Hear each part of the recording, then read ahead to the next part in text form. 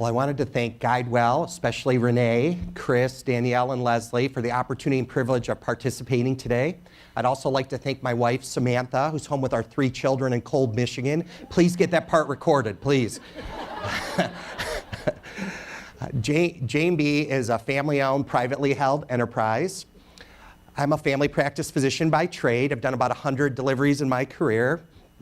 My mother owns 51% of J&B. My father owns 49% of J&B. So we say my mother's boss at home and at work. I'm sure you can relate.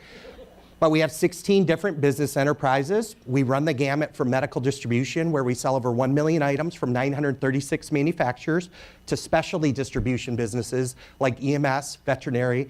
Most people know us as one of the largest third-party billers of consumable medical products to the homes in the United States. We ship to over 1 million people every month, $100 to $500 transactions, and that'll be over 2 million folks the next 12 months.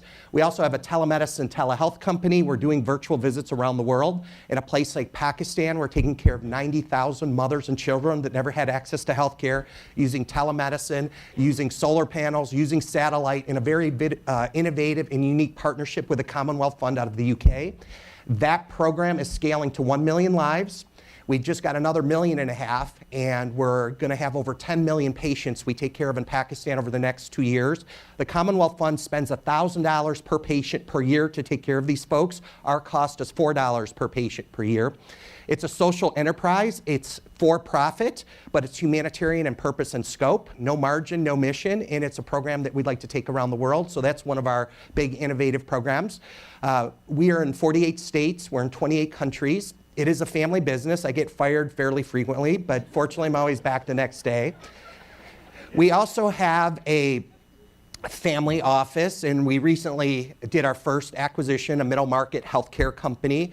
It was a $237 million enterprise value deal. Now, please don't put this on the record, but now I know what childbirth might be like because of a very challenging situation.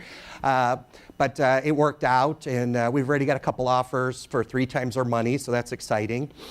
But we live in very interesting times today. Uber is one of the largest transportation companies in the world, and they don't own any automobiles. Airbnb is one of the largest accommodation providers in the world. They don't own any real estate.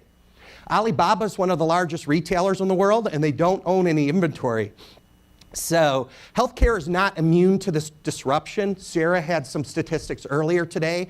I'd like to frame it slightly differently. US healthcare is the 5th largest economy in the world today. It's going to be the 4th largest by 2020. It's a very fast-moving, changing times. The average life expectancy of a Fortune 500 company used to be 75 years. Now it's going to be under 15 years. From the Motor City. So to give you another real-life example, General Motors has almost $200 billion in revenue. They have about a $60 billion market cap. Tesla sells 1/100th of the cars. Last quarter, God bless them, they lost $671 million, but they have a $50 billion market cap. So the whole concept of value, the whole concept of how people look at things is changing quickly. The companies that embrace innovation are going to thrive. The companies that don't may not survive. We always say creativity will prevail over complacency. Now, I did not realize today that we had some students, and many years ago, I was in class in this month, and someone shared a special poem with me, and I wanted to share it to our students because I always remembered it. And the poem is entitled, and this is for everyone, but especially our students, "The Power of Little Things." And it goes, "Great events we often find on little things depend, and very small beginnings have oft a mighty end. A single utterance may good or evil thought inspire.